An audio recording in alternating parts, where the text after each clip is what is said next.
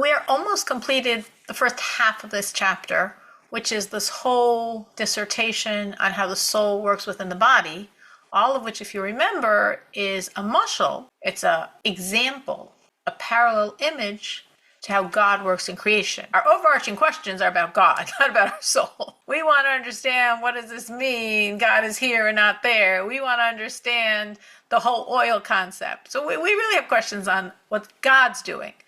We spoke about our soul. We are actually in the middle of speaking about our soul because it's easy for us to relate to. That's my soul and my body. That's small enough that I can sort of grasp it. And once I grasp it, and you're going to get it so strong because we've been saying this so many times, then we're going to say, oh, this is a perfect model because it's a mirror image. That's why it's a perfect model to God in creation. And we might even get to talk about God in creation today, which would be very nice. What we explained at length last week was that seemingly there was a conflict.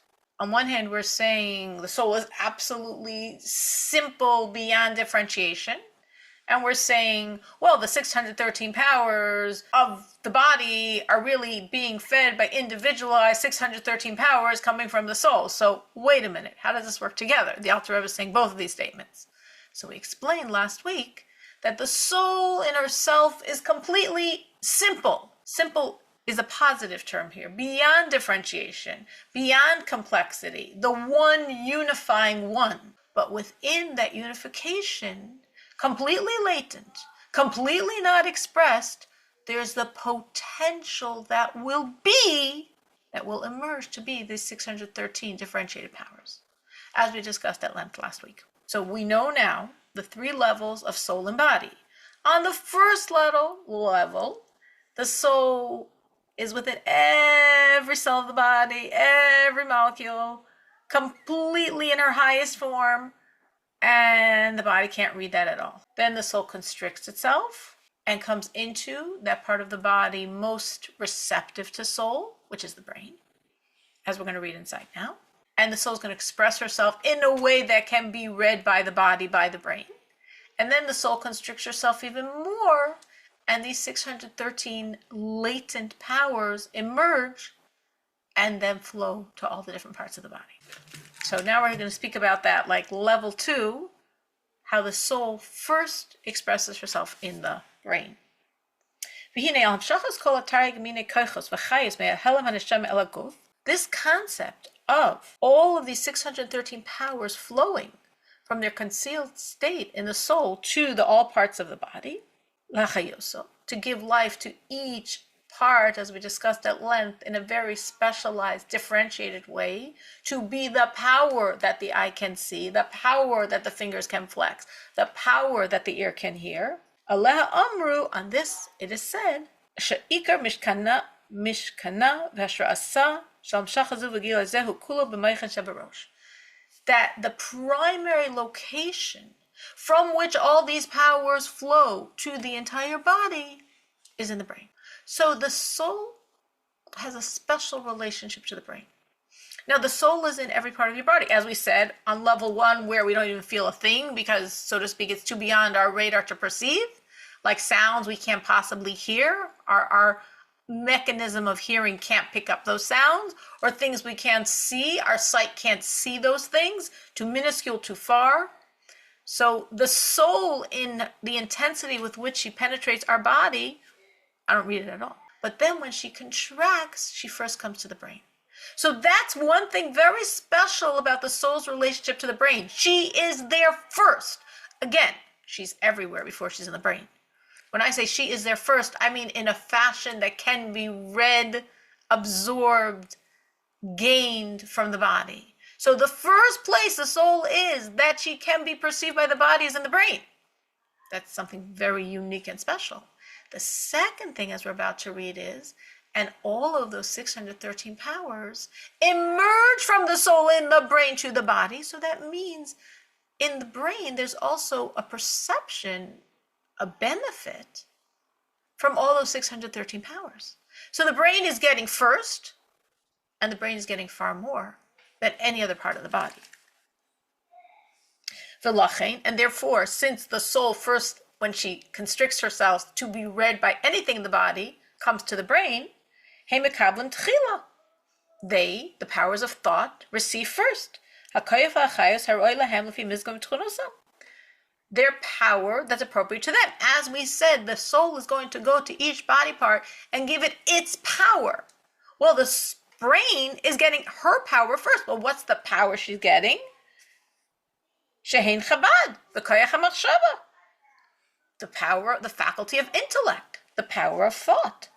The kol hashayach l'moichin, every power that has to do with your physical brain. So there's a physical brain, there's the cells, there's the gray mass of matter of a brain. We all know what the pictures look like. The soul descends there first when she's in her semi-readable fashion. I say semi because the rest of the body still won't be able to read her, but the brain can. So the brain's getting her first, and as we're going to say now, the brain's getting much more. Because all of those 613 differentiated powers that are small enough to be read by every part of your body emerge from the brain. So the brain is reading, is perceiving, is benefiting from every aspect that now goes to the entirety, each one to its own specialized location of the body.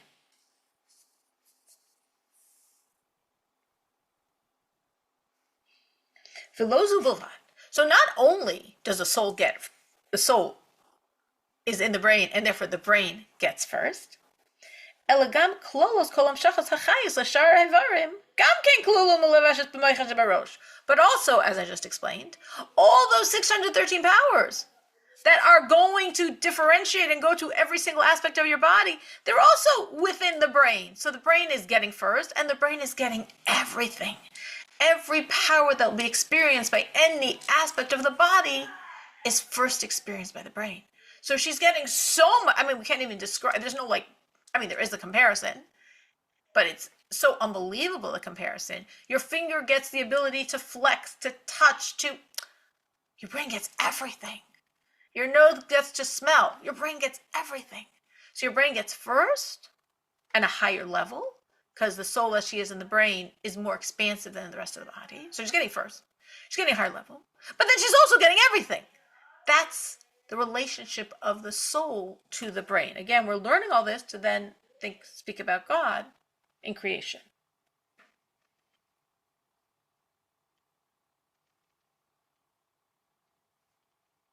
V'sham hu ikra v'sharsha shel hamshacha zu. And there in the brain is the ikar, is the mainstay, is the roots of this flow that will go to the entire body. It's the roots, it's a primary place, just as the roots are what give the strength of all that grows from those roots. What's in the roots then spreads to the entire plant, the tree. So the brain, the soul in the brain, that's the roots of everything that's going to express itself in the entirety of the body. That's a very, very significant status, as we're going to read here, how that actually impacts the relationship of the other body parts to the brain. Because this is where we're saying the soul is revealed. Meaning, first we said the soul was in the entire body. Yeah, but the body didn't perceive it at all. So now the soul constricted herself and was revealed in a way that only the brain could pick it up, because the brain's the most sensitized part. So if your fingers or toes were somehow aware of the soul in the brain, it would be irrelevant. They still couldn't read it. But then the soul constricts further to be read and perceived by the entire body. So this is where the neshama is, the soul is, in her space of Giloy, revelation. I'm making myself so small because I want the entire body to experience me.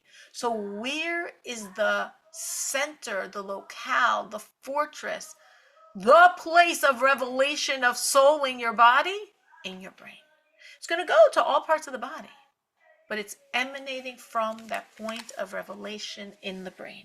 So we understand, according to Hasidic thought, why the brain is so critical, right? As I think we discussed last week, prior to Hasidus Chabad, for sure, people were sort of scared a little bit of the brain. It's cold, it's dead, it's cynical, it's skeptical, it could cool you off in your relationship with God, all of which is true. All that's true. But look what the brain is also. The brain is the repository of the soul. The brain is the repository of the soul in her space of revelation. That's what the brain is. And that's why throughout Tanya, we're trying to access our brain and connect to the godliness in our brain. We understand the brain is the key to the soul. The brain is the window to the soul, not your eyes. Your brain is the window to your soul. Through the brain, we access the soul. Now we understand why. Practically, she's there in a way she's not in any other part of your body. And from there, it extends this flow, this energy to all the other parts, all the other limbs of the body. And every single one receives the power, the energy that's appropriate to this specific body part. According to its nature, according to its characteristics, according to its functionality. The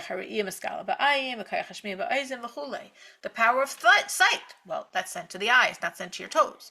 The power of hearing, sent to your ears, etc. So every single part of your body to do what it is meant to do, digestion to that area of your body, posture to that area of your body, sensation to that area of your body. Every single part is getting that ability to function from that soul power.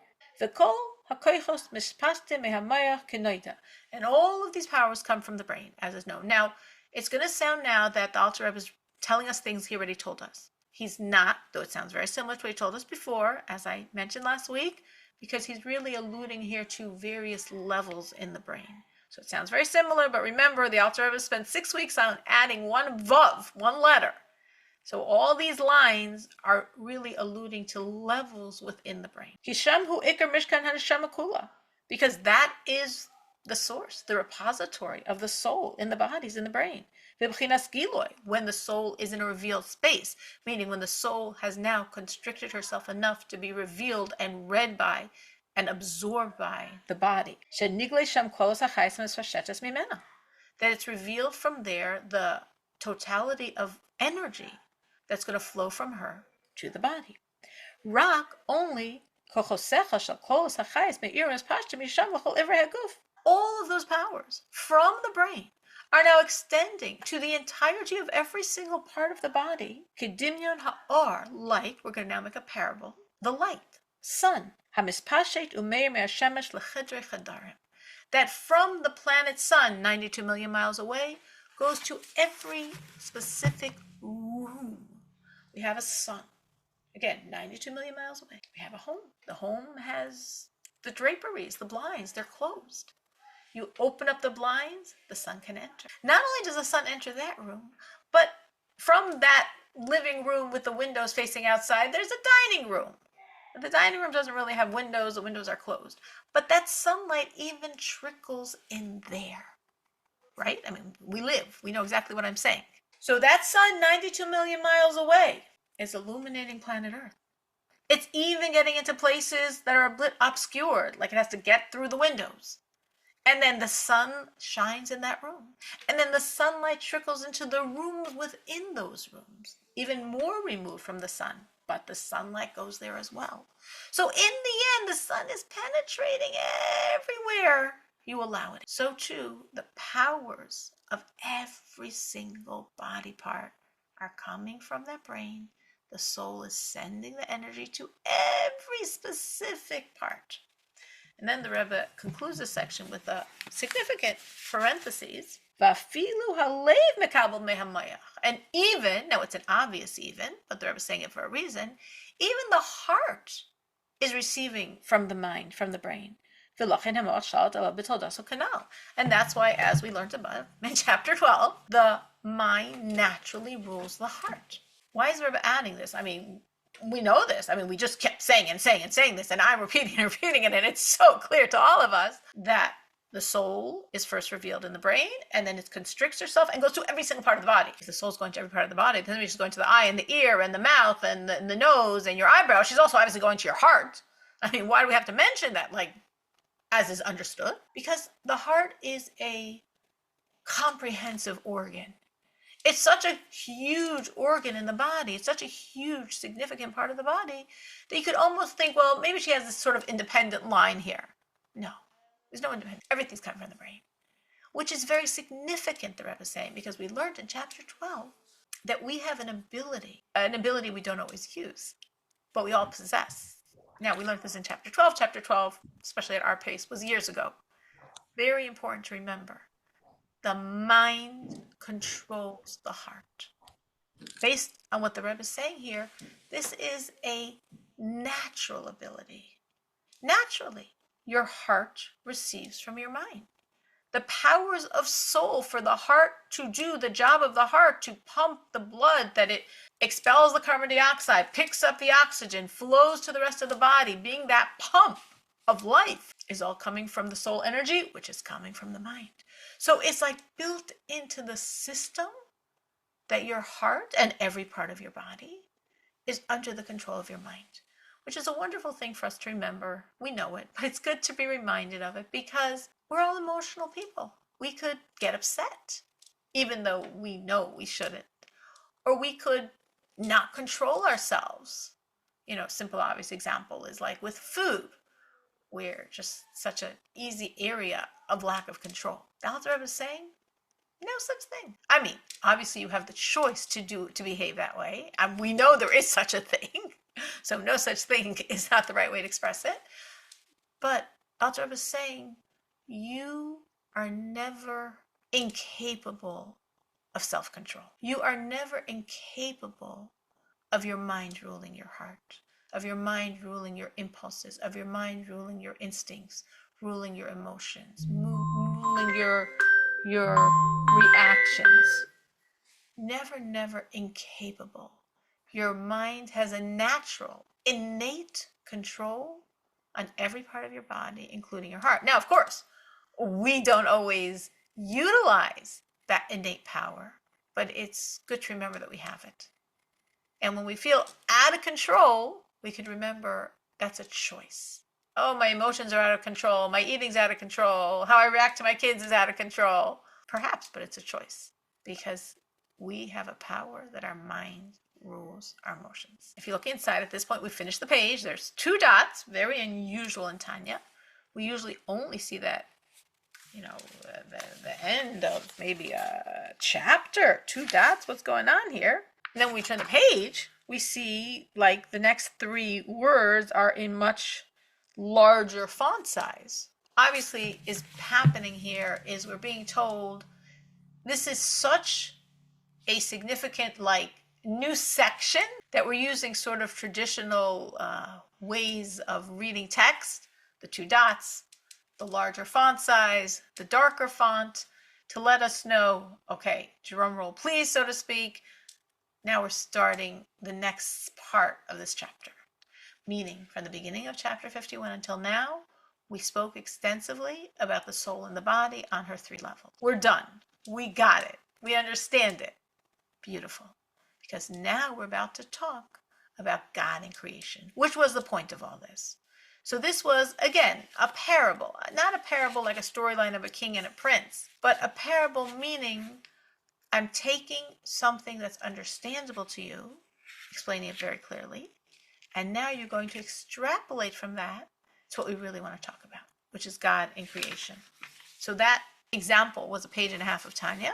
And now we're going to continue for the rest of chapter 51 and chapter 52 and chapter 53 to take these concepts and plug them into the reality of God and creation.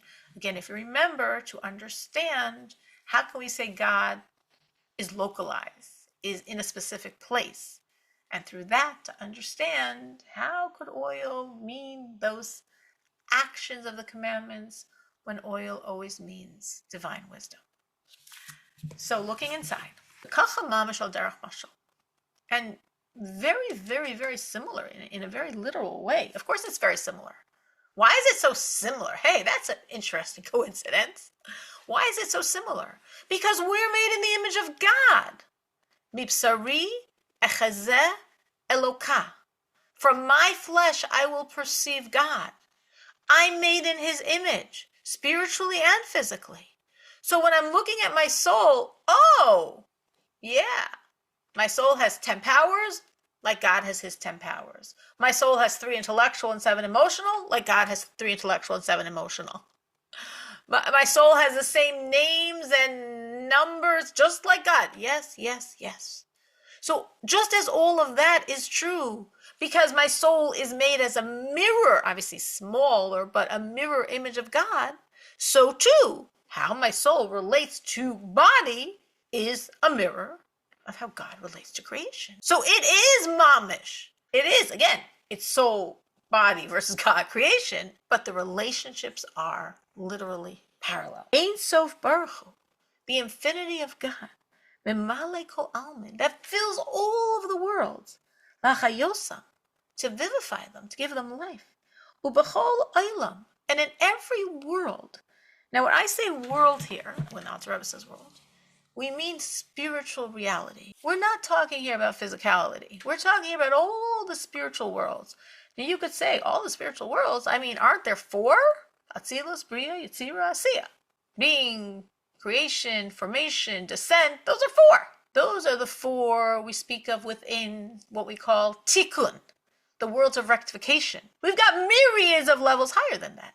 And even within those 4 of tikkun, Atzilus, Bria, Yetzira, and Asiya, being, creation, formation, and descent, each world subdivides into myriads and myriads of worlds. And what do we mean by world?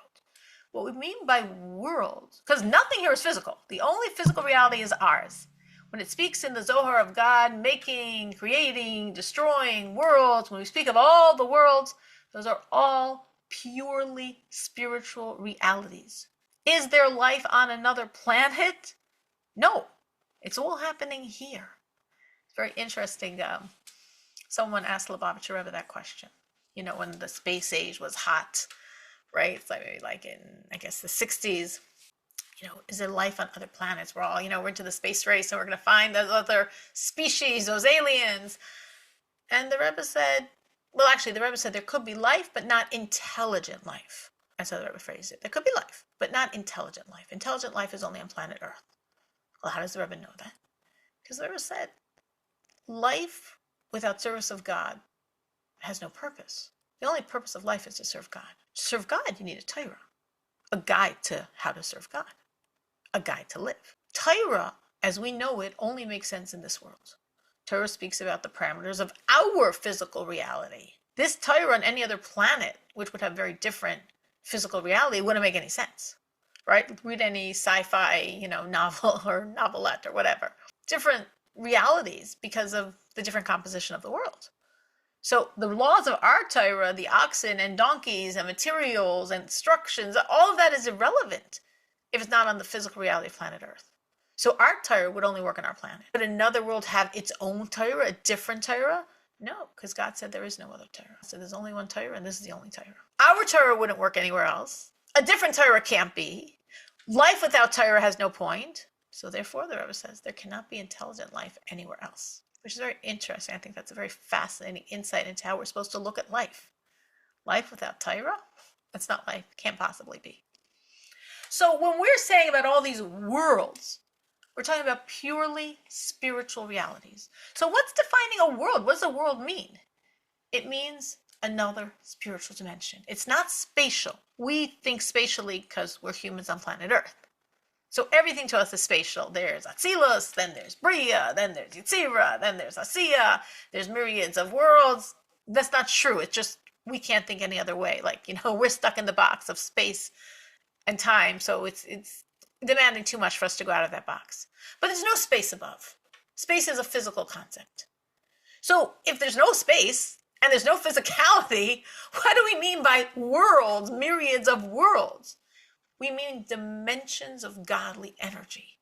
Every different dimension of godly energy, every different manifestation of God is a different world. So there's myriads and myriads and myriads of worlds, and each world is another different manifestation of God's energy. So all of these worlds are vivified, exist, because Hashem is within all of them, in his dimension of Mimale Kol Almin, that he fills, he's constricted himself enough to fill all of the worlds, the infinity of God, that's filling and vivifying all of creation.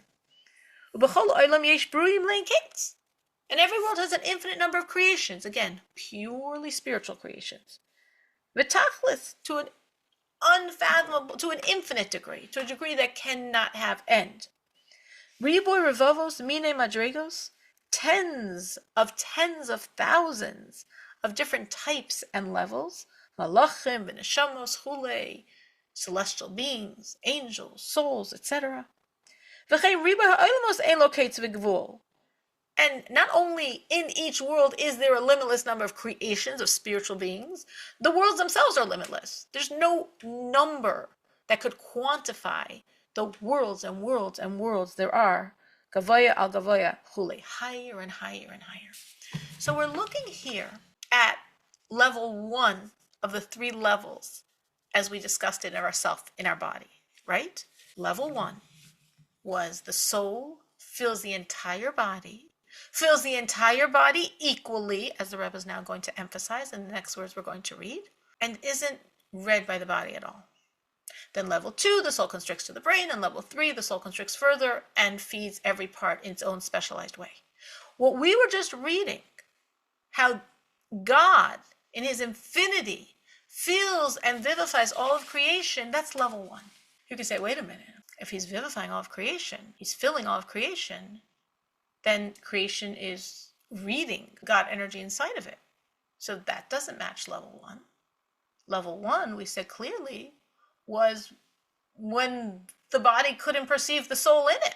And that's why we needed a level 2 and a level 3. So by God, of course, it's not exactly like our soul, because our soul is much smaller and our body is much, much, much smaller. But it's parallel. It's almost like level 1, God's talking to creation, very important words, so to speak, in a foreign language. Of course, God's not talking a foreign language. If God talks, it's in the holy tongue, Lashon HaKodesh, as we would call biblical Hebrew. I'm using that metaphorically. If we can envision someone talking to you, very important words, and very animated, lots of gestures, very dramatically trying to convey their point, but they're talking in a foreign language. So on one hand, you're hearing the voice, you're seeing the gestures, you're seeing the animation. You get this is very, very important things that are being conveyed, but you don't understand it because it's a foreign language. So that's level 1. That's what's happening here. The Ein Sof, the infinity of God, is relating to all of creation, which we're being told is limitless, limitless, limitless. Limitless creations on every level, limitless levels. These are all spiritual levels. They're taking up no space, but they're all different manifestations of God's energy, and they're not understanding. They can't really hear, so to speak, what God's saying to them, because it's not a language they understand. Meaning the energy is too intense. It's too intense for them to read it. Just as my body can't read my soul on level 1. Just as I said, my eye, there's so many things here my eye doesn't see. If I look down, officially, I'm holding a solid desk. According to science, it's a mass of moving molecules. But my sense of sight and my sense of touch aren't fine enough to perceive that. We all know our senses are limited. Our sight and hearing and smell is far less than most animals. So are those smells there? Absolutely, they're there. I just don't smell them. Are those things visible? For sure, to many animals. I just don't see them. Are those things audible? Again, to many in the animal species. I just can't hear it. So I, as a human being, can't see, hear, or smell what many other creations in this world can. So how much more so? We're giving that only metaphorically. God is giving himself to all of creation, and it's so intense and it's so high, they can't read it. It's there, but they can't read it. So obviously, we got to come down a lot because we got to be read by creation. But before we speak about that, we're going to speak more about this level 1 dimension where God is equally vivifying in an unreadable fashion to every single dimension of the infinite dimensions there are. And the main point we want to emphasize here is how he's equally in every level, just as our soul in her level 1 is equally the same to every part of the body. which doesn't exist in level 2, where she's only exclusively in the brain, and doesn't exist in level 3, where every part's getting something different, and what the eye gets is not what the ears gets, is not what the toenail gets. Every part's getting what it needs, right? Quantified, measured, tailored, specialized. So every part's getting something different by definition. But on level 1, it's all unreadable, it's all too high, and it's all the same. And that's what's happening by God in creation. Unreadable, too high, and exactly the same. The essence and being of God, of the infinity of the God, is completely equal on every single level of creation, from the highest of the supernal heights to the lowest of the supernal lows, actually all the way down to our physical reality. Because our physical reality is also part of creation. They're also part of this getting the same and getting too high and beyond everything, and yet equally the same everywhere. Like we spoke of the soul, as I just reminded you, as we spoke at length. As it's explained in Tikkunim, very interesting phrase. He is hidden from the hidden ones. It's an Aramaic phrase that you could mistranslate to mean he is the most hidden. He is more hidden than anything hidden. But that's not what it's saying. That's a mistranslation. What it's saying is he is hidden from all the hidden ones. Meaning the hidden ones, which you're talking in Zohar, in Kabbalah, means the highest celestial energies. They're so high, they're called hidden. They're beyond anything. Well, guess what? God's hidden to them as well. Meaning, okay, to us, to human beings, to planet Earth, to the 4 worlds of Tikkun, okay, no, to the highest, most hidden dimensions, God's just as hidden to them as he is to everything all the way to planet Earth. There's a vignette that happened with a famous chassid named Reb Hillel Parcher. Hillel Parcher was a very, very renowned chassid, was known as very, very great in the times of the Tzemach Tzedek, the third Lubavitcher Rebbe. He was so great that before going to the Tzemach Tzedek, Hasidim would first come to him to get the training, some spending years by him, until they were ready to go to the Rebbe, to the Tzemach Tzedek. So he once said, he's so great, he's viewed as totally a tzaddik in his own right, like a very, very, very, very godly person. So he was once saying to the Hasidim he was teaching, he was mentoring, he was what I call coaching. He said, you see this cat? I guess there was a cat roaming around, maybe in the basement, maybe outside. He says, you see this cat? Me and the cat, like we both understand the Rebbe the same. Then he said, you're misunderstanding me. You think what I'm saying is the way, my understanding of the Rebbe would be like, so to speak, like a cat to a human, that's me to the Rebbe. He says, that's not what I mean. I mean, me and the cat are the same in terms of understanding the Rebbe. He said, what do you mean? This is Rebbe Hillel Parcher. This is the greatest chassid, perhaps, of the Tzemach Tzedek, who was the Rebbe of most of Russian Jewry at that time. The tzaddik in his own right, he was Ruach HaKodesh, the prophetic spirit, did miracles. My understanding of the Rebbe is just like the cat's. Not the cat to me to the Rebbe. Me and the cat are the same in terms of our absolute not understanding of what really a Rebbe is. So I'm bringing that to explain or to flesh out this concept here. There's no difference. Reb Hillel Parcher is saying there's no difference between a cat and Reb Hillel Parcher in terms of understanding a Rebbe. The Alter Rebbe is saying here in Tanya, there's no difference between physicality, this piece of paper, and the highest celestial beings in terms of grasping God on this level 1 of creation. They both totally can't. It's not, well, the more higher you are, the more you can, a little, perhaps, a bit more. No. Sesimen d'chol sesimen is all the same. The highest beings, the lowest are all getting 0. None of them are perceiving, which is, of course, we're saying, well, then we need level 2, which we do. But let's continue with this. Peirush, meaning to say, now that I was going to explain this, Dafilu ba'almin sesimin de la'ela. Even the highest spiritual worlds, they're so high we call them the hidden worlds. The worlds of concealment, they're such a high spiritual level. Husasum v'ne'elam besocham. God's energy is completely concealed within them. These highest, most sublime, most spiritual worlds can't read a thing. Just like he's completely concealed in the lowest world, like physicality. Like we get that we don't read him at all on this highest level. The Rebbe is saying, and nobody does, and nothing does, and no creation can. Why not? I mean, they're high and concealed and spiritual and sublime for a very simple reason. Hileis machshava tfesa be klal afilu ba'ilmos hayenim. Because, and this is a quote, no thought grasps him at all. You know, it's funny because we sometimes, of course, we're not talking about this level of God, but, you know, we sometimes we're so frustrated why we don't understand what God's doing, what he's doing. And it's like, it's almost like a funny posture. Because the fact that we do sometimes perceive God, that we do see God, that we, so to speak, think we understand God, that's the wonder.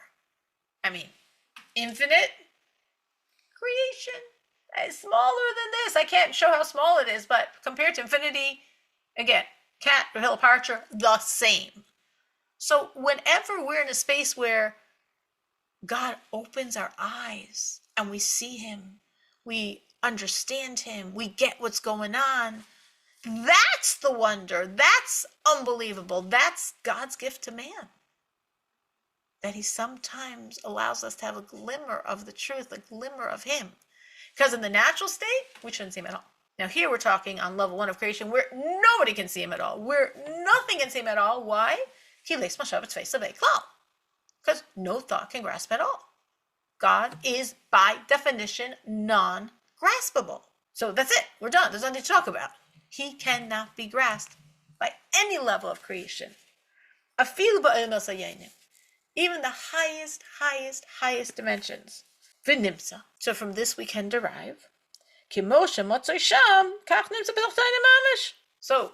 the same way he's there, he's here. The same way he's in the highest dimension, he's in the lowest dimension. It's exactly the same. He's completely present and completely unreadable. So is he more present there? Not at all. Is he more present anywhere? Not at all. He's exactly the same. He's equally present, equally intense, and equally unreadable.